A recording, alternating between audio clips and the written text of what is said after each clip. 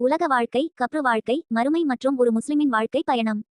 அன்பிற்குரிய இஸ்லாமிய சகோதரர்களே, நாம் இன்று இந்த உலகத்தில் வாழ்ந்து கொண்டிருக்கிறோம். இந்த உலகம் நமக்கு சொந்தமான இடமல்ல, இது ஒரு தற்காலிக பயண நிலையம் மட்டுமே. ஒரு பயணி ஒரு நகரத்தில் சில மணி நேரம் தங்கி பிறகு தனது உண்மையான இலக்கை நோக்கி பயணிப்பதைப் போல மனிதனும் இந்த உலகத்தில் சில ஆண்டுகள் மட்டுமே வாழ்கிறான். ஆனால் அவனுடைய உண்மையான வாழ்க்கை மறுமையில்தான் ஆரம்பமாகிறது. இந்த உண்மையை அல்லாஹ் திருக்குரானிலும் நபி முஹம்மது ஸல்லல்லாஹு அலைஹி வஸல்லம் அவர்களும் பலமுறை நமக்கு நினைவூட்டியுள்ளார்கள். நாம் பிறந்த நாளிலிருந்து ஒவ்வொரு நாளும் மரணத்தை நோக்கி நகர்ந்து கொண்டிருக்கிறோம். குழந்தையாக இருந்தோம், சிறுவயது கடந்தது, இளமையை அடைந்தோம், ஒரு நாள் முதுமையையும் அடைவோம். சிலர் அதற்கு முன்பே மரணமடைகிறார்கள். மரணம் வயதை பார்த்து வருவதில்லை, பணத்தை பார்த்தும் வருவதில்லை, பதவியை பார்த்தும் வருவதில்லை. அல்லாஹ் நிர்ணயித்த நேரம் வந்துவிட்டால் எந்த மனிதனாலும் ஒரு நொடி கூட தாமதப்படுத்த முடியாது, ஒரு நொடி கூட முன்னோக்கி கொண்டு வர முடியாது. இன்று நாம் வீடு கட்டுவதற்காக உழைக்கிறோம், நிலம் வாங்குகிறோம், பணத்தை சேமிக்கிறோம், நல்ல வேலை தேடுகிறோம், குழந்தைகளின் எதிர்காலத்திற்காக பாடுபடுகிறோம். இவை அனைத்தும் அனுமதிக்கப்பட்ட உலக காரியங்கள்தான். ஆனால் இந்த உலக வாழ்க்கையே எல்லாம் என்று நினைத்து தொழுகையை விட்டுவிட்டு குரானை மறந்து அல்லாஹ்வை மறந்து வாழ்ந்தால் நாம் வந்த நோக்கத்தை மறந்தவர்களாகிவிடுகிறோம்.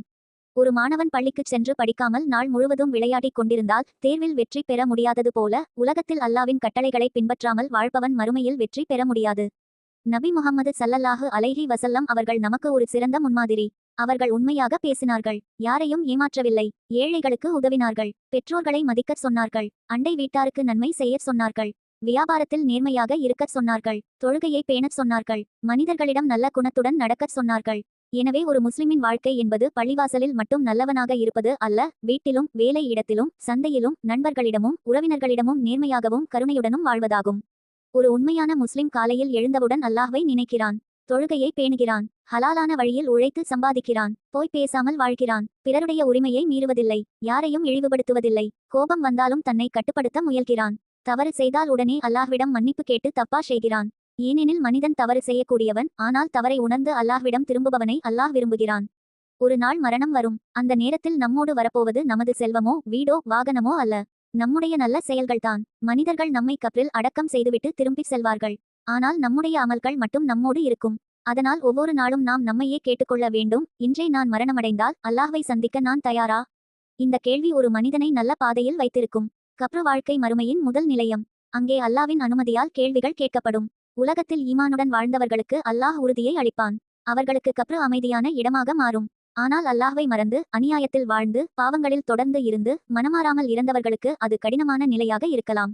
எனவே கப்ரு வேதனையை பற்றி கேட்பதற்கு பதிலாக அதிலிருந்து நம்மை எப்படி பாதுகாத்துக் கொள்வது என்பதில்தான் கவனம் செலுத்த வேண்டும். கப்ரு வேதனையிலிருந்து பாதுகாப்பு பெறுவதற்கான வழிகள் தெளிவானவை. 5 வேளை தொழுகையை பேண வேண்டும், குரானை ஓத வேண்டும், பெற்றோருக்கு பணிவுடன் நடக்க வேண்டும், உறவுகளை பேண வேண்டும், ஏழைகளுக்கு உதவ வேண்டும், ஹலாலான உணவையும் வருமானத்தையும் தேர்ந்தெடுக்க வேண்டும், யாருக்கும் அநியாயம் செய்யக்கூடாது, தினமும் அல்லாஹ்விடம் மன்னிப்பு கேட்டு தப்பா செய்ய வேண்டும். நபி முஹம்மது ஸல்லல்லாஹு அலைஹி வஸல்லம் அவர்கள் கற்றுத் தந்த துஆக்களை ஓத வேண்டும். இந்த உலகத்தில் நாம் எவ்வளவு காலம் வாழ்ந்தோம் என்பது முக்கியமல்ல, எப்படி வாழ்ந்தோம் என்பதே முக்கியம். ஒரு நாள் வாழ்ந்தாலும் அல்லாவின் திருப்தியுடன் வாழ வேண்டும். 100 ஆண்டுகள் வாழ்ந்தாலும் அல்லாஹ்வை மறந்து வாழ்ந்தால் அதனால் பயன் இல்லை. எனவே ஒவ்வொரு நாளையும் இறுதி நாளைப் போல நினைத்து நல்ல செயல்களை அதிகப்படுத்த வேண்டும். அல்லாஹ் நம் அனைவருக்கும் உறுதியான ஈமானையும், நல்ல குணத்தையும், ஹலாலான வாழ்வாதாரத்தையும், 5 வேளை தொழுகையை பேணும் மனதையும், உண்மையை பேசும் நாவையும், பிறருக்கு நன்மை செய்யும் உள்ளத்தையும், மனமாறி தப்பா செய்யும் வாய்ப்பையும், இறுதியில் ஈமானுடன் நல்ல முடிவை ஹுஸ்னுல் காதிமா வழங்குவானாக. கப்ரு வேதனையிலிருந்து நம்மை பாதுகாத்து மறுமையில் நபி முஹம்மது ஸல்லல்லாஹு அலைஹி வஸல்லம் அவர்களுடன் சொர்க்கத்தில் ஒன்று சேரும் பாக்கியத்தை அனைவருக்கும் வழங்குவானாக. ஆமீன். அல்ஹம்துலில்லாஹி ரப்பில் ஆலமீன். இந்த பயான் உங்களுக்கு பயனுள்ளதாக இருந்திருக்கும் என்று நம்புகிறோம். பிடித்திருந்தால் இந்த வீடியோவுக்கு ஒரு லைக் செய்யுங்கள்.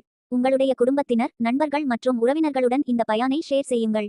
இதுபோன்ற மேலும் பல இஸ்லாமிய பயான்களை தொடர்ந்து பார்க்க VMA பயான் சேனலை சப்ஸ்கிரைப் செய்து எங்களுக்கு உங்கள் ஆதரவை தாருங்கள். உங்களின் ஆதரவும் துஆவும் தான் எங்களுக்கு தொடர்ந்து பயனுள்ள இஸ்லாமிய உள்ளடக்கங்களை வழங்கும் ஊக்கமாக இருக்கிறது. அல்லாஹ் உங்கள் அனைவரின் நல்ல அமல்களை ஏற்றுக்கொண்டு இம்மையிலும் மறுமையிலும் வெற்றியை வழங்குவானாக.